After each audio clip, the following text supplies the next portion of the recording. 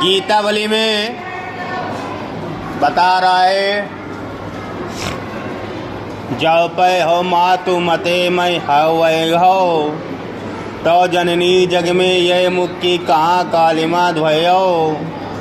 क्योंकि आज होत सुच सब तनि कौन मानी है साची, महिमा में कि कौन सुकृत की खल बच बिस्कई बाची। गई न जाति रसना काहो की काहो जाय जो सूझे, दीन बंधु करुणा सिंधु बिनु कौन हिये ही बूझे।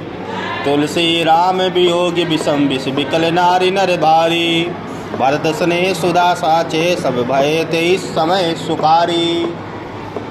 प्रसंग है, भरत जी अपने ननियाल में थे। उनके माता कैकेयी ने 2 वरदान मांग लिए। जब वह वापस अपने घर को आए तब उन्हें पता चला कि माता ने ऐसा कर्म कांड कर दिया। तो उनके गिलानी भरे वचनों को यहाँ पर बताया गया है। क्या कह रहे हैं?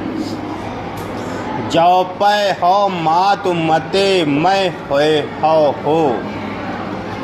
अगर मैं अपने माता के वचनों के साथ में हूँ, या हमारे माता ने जो वचन ये मांगे हैं उसमें तनिक भी अगर मेरा सहयोग हो या हमने कहा हो, तो जननी, तो हे माता। कौन सी माता? ये कौशल्या माता है। कौशल्या माता से कह रहे हैं, तो हे माता, जग में ये मुक्ति कहाँ कालिमा ध्वय हो। तो ये जो कालिमा लग गई, जो कलंक लग गया है मेरे ऊपर, कि माँ और बेटे ने मिलकर ये षड्यंत्र कर दिया है कि राम को 14 वर्ष का वनवास और अपने आप को गद्दी ले लिया है।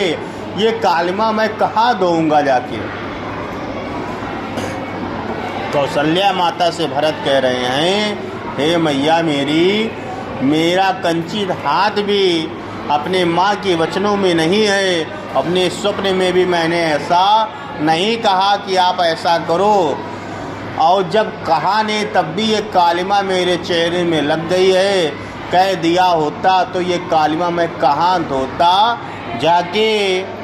क्यों है आज होत सुच सब तनि कौन मानिए साची। आज मैं चाहे कितना भी शपथ ले लूँ, कसम खा लूँ कि कसम से मैंने, मेरा हाथ नहीं है, लेकिन कोई भी मेरी इस बात को सच नहीं मानेगा। कोई भी मेरी इस बात को सच नहीं मानेगा, चाहे कितना भी मैं कसम खा लूँ। ठीक उसी प्रकार से जिस प्रकार से महिमा मृग कौन सुकृत के खल बच बिसखन बाची, कि कोई एक हिरण है जो जंगल में बच गया है अपने भाग्यवश के कारण, तो कोई ये मान नहीं सकता कि शेर से हिरण बच जाए। नहीं बच सकता, उसका शिकार हो जाता है। मेरी भी हालत वही हो गई है। हम चाहे जितना कहें कि मेरा भागीदार इसमें नहीं है, लेकिन व्यक्ति मानेगा नहीं, कहेगा नहीं नहीं तुमने अपनी अम्मा के साथ ये षड्यंत्र किया है।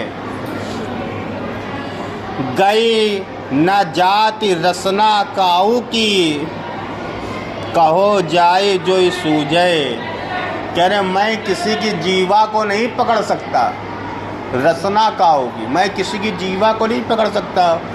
जिसके मन में जो आए वो कह सकता है, और कहे, हमें कोई मतलब नहीं। दीन बंधु करुणा सिंधु बिनु, जो दीनों के नाथ हैं, जो करुणामय हैं,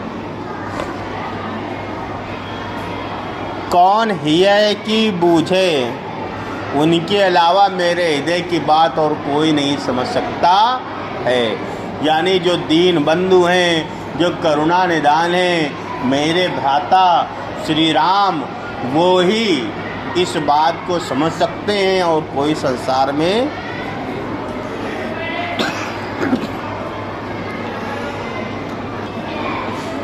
तुलसी राम वियोग विषम विष विकल नारी नर भारी।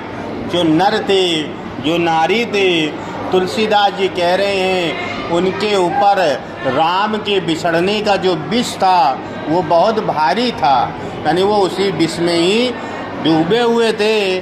लेकिन भरत सने सुधा सींचे, लेकिन भरत के ये अमृत रूपी जो शब्द थे उससे उन्होंने क्या किया, सींच दिया, सभी को बताया। सब भय तई समय सुखारे, उसी समय सभी नर नारी का जो दुख था वह दूर हो गया कि चलो भरत ऐसा नहीं है, वो प्रसन्न हो गए।